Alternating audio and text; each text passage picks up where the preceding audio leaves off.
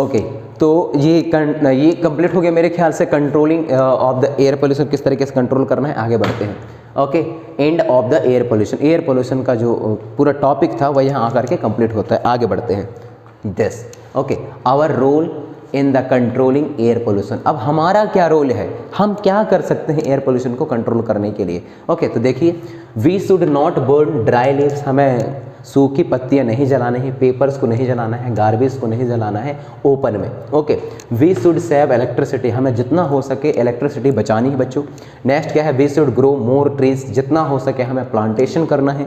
Okay, we should use the utilised the plastic waste material is making useful material. Okay, और हमें ज़्यादा से ज़्यादा कम प्लास्टिक वाले चीज़ों का यूज़ कम करना है। ओके, उसको यूटिलाइज करनी है। We should use the bicycle for covering the short distance, पास वाले डिस्टेंस को कवर करने के लिए, पास की यात्रा कंप्लीट करने के लिए हमें व्हीकल यूज़ करनी है। Okay, we should use the 4Rs। Okay, और हमें जो है 4Rs का यूज़ करना है। What is the meaning of 4Rs? 4Rs is nothing but the reuse, reduce, recycle और रिकवर। दैट मीन्स एक ही चीज़ का बार बार यूज़ करो, उन चीज़ों का जिसकी वजह से एयर पोल्यूशन होता है उसके यूज़ को कम करिए। रिसाइकिल का मतलब होता है ऐसे सारे चीज़ें जिनको दोबारा प्रोडक्ट बनाया जा सकता है उनको रिसाइकिल के लिए भेजिए। नेक्स्ट क्या है, रिकवर करिए, जो आपने नुकसान पहुंचाया है एनवायरनमेंट को उसको दोबारा वापस लाइए, रिकवर करिए। तो इसके थ्रू जो है अपन वाटर जो एयर पोल्यूशन है उसको रोक सकते हैं। ओके, अब बात करते हैं, यहाँ से आपका नया स्टार्ट हो रहा है topic, that is the water pollution. Water pollution पे कौन कौन सी चीज़ें हमें पढ़ने हैं। ओके, यहाँ देखिए, much what happen to the home, to my home, मेरे घर में ये क्या हो रहा है, ये वाला डायग्राम बोल रहा है it is a damage due to the water pollution, और जो फिश है, मच्छी है, वह बहुत ही ज़्यादा डैमेज हो गई है due to the water pollution की वजह से। ओके, देखिए, सबसे पहले इसमें हम देखेंगे वाटर पोल्यूशन होता क्या है, किन किन तरीकों के समस्याओं को पैदा करता है और कैसे हम इसको रोक सकते हैं। तो तीन चीज़ें इसमें कॉन्सेप्ट शामिल करेंगे। Most of the water we use come from the river and the lake every day, many unwanted and harmful substance are the thrown into the river और लेक। ओके, तो ज़्यादातर जो हम वाटर का सोर्स है, नहाने के लिए, कपड़े धोने के लिए, पीने के लिए, अपन लोग किनका यूज़ करते हैं, ट्यूबवेल का, रिवर का, लेक का, ओके, पॉन्ड का। ओके, हर एक दिन हम ना जाने उन सारे चीज़ों में, उन सोर्स, वाटर सोर्स में ना जाने अनवांटेड चीज़, हार्मफुल सब्सटेंस कितने ज़्यादा उसमें फेंक देते हैं, थ्रोन आउट कर देते हैं, डिस्चार्ज कर देते हैं। देखिए आप, इसमें दो मैं चीज़ें आपको जिक्र करना चाहता हूँ। एक गंगा नदी, जिसमें ना जाने संसार के कितने सारे लोग, जितने लोग मरते हैं उनकी डेथ बॉडी को, उनकी डेथ अस्थियों को जाकर के वहाँ सराया जाता है, फेंका जाता है, डेथ बॉडी को फेंक दी जाती है। जो बड़े बड़े रिवर हैं, जैसे हमारे यहाँ नर्मदा रिवर है, नर्मदा रिवर में डिंडौरी डिस्ट्रिक्ट में आप देखिए कि जो ड्रेन सिस्टम बनाई गई है जिसके थ्रू नालियों का पानी पूरा जाकर के नर्मदा में जाकर के मिलता है। कोई ऐसा टेक्निक यूज़ नहीं किया जा सकता क्या कि वो नर्मदा में ना मिले। ओके, इससे आप जो है पूरी इतने सारे कूड़े कचकड़े, इतने सारे पेशाब नालियों के सारा पानी को जाकर के आप नर्मदा में मिला देते हो। ओके, इसमें सरकार कुछ नहीं कर रही है। हमारा क्या कर्तव्य बनता है, हम क्या कर सकते हैं, ये हमें सोचना चाहिए बच्चों।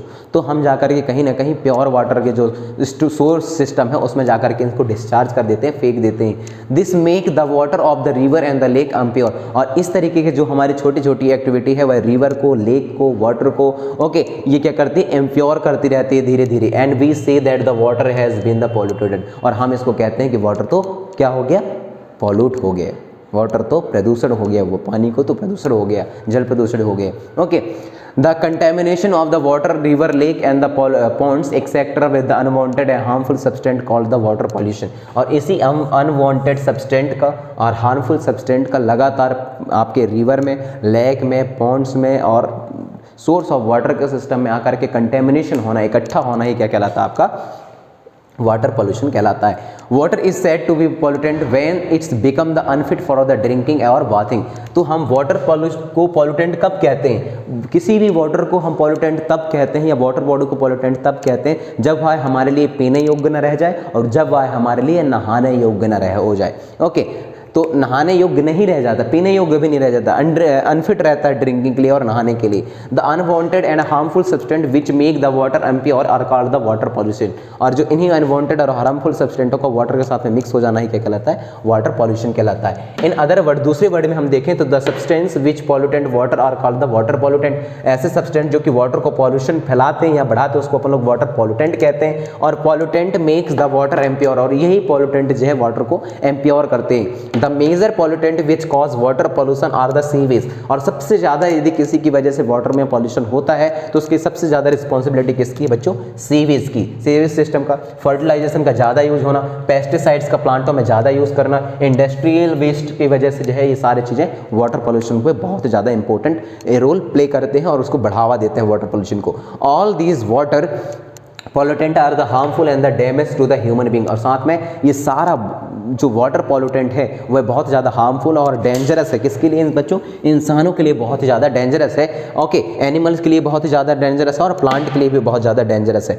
सम pollutant can even cause death. और कुछ पॉल्यूटेंट तो ऐसे होते हैं जो वाटर में मिलने के बाद इंसानों की, जानवरों की मृत्यु कर देते हैं, डेथ कर देते हैं। Hot water from the power plant से गर्म पानी and the industrial is also the consider pollutant. और इंडस्ट्री की वजह से भी बहुत सारे पॉल्यूटेंट वाटर में मिलते हैं। This is the because very hot water are coming from the power plant. इसलिए होता है कि जब कभी भी कोई बहुत ज़्यादा गर्म पानी पावर प्लांट से आकर के, इंडस्ट्री से आकर के, और यदि रिवर में छोड़े जाते हैं, डिस्चार्ज किए जाते हैं और लेक में डिस्चार्ज किए जाते हैं, इट्स राइज द टेम्परेचर, वह जो है रिवर के टेम्परेचर को बढ़ा देता है। The rise in the temperature of the river water has to be adverse effected to the animal and the plant living it. Okay, तो यही पावर प्लांट से आने वाले गर्म पानी, इंडस्ट्री से आने वाले गर्म पानी जब कोई इसी नदी नाले में मिला दिए जाते हैं तो प्लांट उस लेक में, उस रिवर में, उस तालाब में रहने वाले प्लांट कैटेगरी, प्लांट स्पीसीज और एनिमल स्पीसीज दोनों को बहुत ज़्यादा नुकसान होता है बच्चों।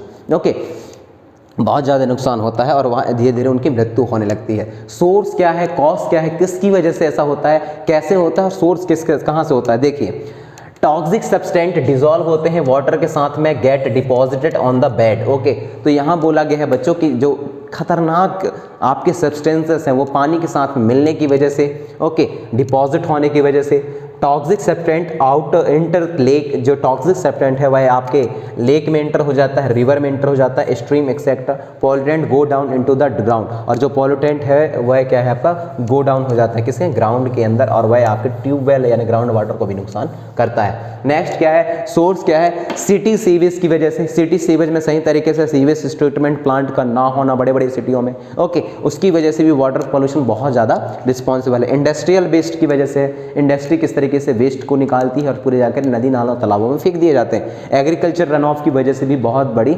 रिस्पॉन्सिबिलिटी है, ये प्ले करते हैं ये वाटर पॉल्यूशन को ट्रिगर आउट करने के लिए। ओके, आगे बढ़ते हैं बच्चों। सम क्वेश्चन, अब आपको सामने कुछ क्वेश्चन है, किस तरीके के क्वेश्चन है आप बताइए। Okay, which of the following is not a green house gas, इसमें से कौन सा ग्रीन हाउस गैस नहीं है। तो इसमें आप लोग बोलोगे बच्चों मेथेन, नहीं मेथेन नहीं, नाइट्रोजन। ग्रीन हाउस गैस, हाँ, nitrogen dioxide, nitrogen oxide, nitrogen carbon oxide dioxide, methane. Okay, इसका क्या रहेगा आंसर, देखते हैं अपन लोग। दूसरा पढ़ता है, drinking water can be made absolutely safe by adding some. Okay, तो यहाँ बोला कि ड्रिंकिंग वाटर किस तरीके से साफ हो सकती है यदि हम उसमें किसी चीज़ को मिला दें। तो क्या है, एस्पिरिन टैबलेट मिलाई जाती है, क्लोरीन का टैबलेट मिलानी चाहिए, आयोडीन का टैबलेट मिलानी चाहिए और क्लोरोफिल टैबलेट मिलानी चाहिए। तो इसका राइट आंसर है क्लोरीन टैबलेट मिला दिए जाते हैं, तब वह हमारे पीने योग्य पानी हो जाती है। Which one of the following is not a contribute in the producing acid rain, इसमें से कौन सी ऐसी चीज़ है जो कि रिस्पॉन्सिबल नहीं है एसिड रेन के लिए। Nitrogen dioxide, carbon monoxide, nitrogen monoxide या सल्फर डाइऑक्साइड। ओके, तो यहाँ मेरे ख्याल से आना चाहिए sulphur dioxide, sulphur monoxide, carbon monoxide. Carbon monoxide है, ओके, इसमें आ जाएगा नाइट्रोजन मोनोऑक्साइड। ओके, और फर्स्ट में क्या है आ जाएगा आपका, which one of the following is not green house gas, इसमें से कौन सा है जो ग्रीन हाउस गैस नहीं है, that is a methane. Okay, चलिए आगे बढ़ते हैं।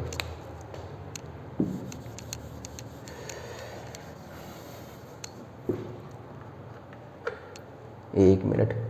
ओके, ये वाला क्वेश्चन को अटेम्प्ट नहीं करते, कर लेते। चलिए, the constituent of the pollutant air which contribute in the acid rain, भाई कौन सा गैस है जो कि the constituent of the polluted air which contribute in the acid rain, कौन सा है जिसकी वजह से एसिड रेन कॉन्ट्रीब्यूट होता है, that is sulphur dioxide. Okay, next क्या है, the excessive use of one of the following can cause the death of the fish in the pond by the oxygen starvation, this one is okay। तो इसमें starvation की वजह से किस herbicides, manure, pesticides और fertilizers, तो इसमें आ जाएगा आपका ये आ जाएगी cause the death, okay that is the fertilizers, okay fertilizers मतलब chemical fertilizers की वजह से भी बहुत ज़्यादा नुकसान होते हैं। आगे बढ़ते हैं।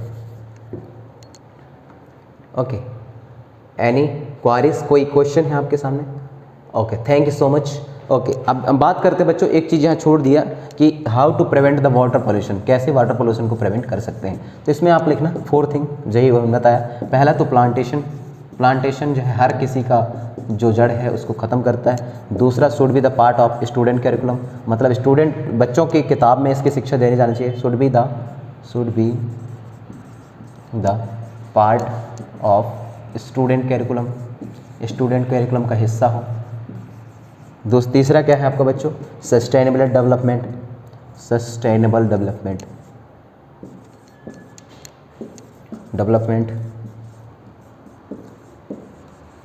नेक्स्ट क्या है आपका, that is the spreading awareness, मतलब लोगों के बीच में जानकारी फैलाई, स्प्रेडिंग अवेयरनेस। तो ये 4 पॉइंट, जब कभी भी किस तरीके की समस्या हो, उन सारे समस्याओं में इन 4 पॉइंटों को प्रिवेंटिव मेथड में लिख दीजिए, आपके आंसर कभी भी गलत नहीं होते। ओके, मिलते हैं नेक्स्ट क्लासेस में, तब तक आप खुश रहिए, सलामत रहिए। Thank you so much once again. Okay, thank you.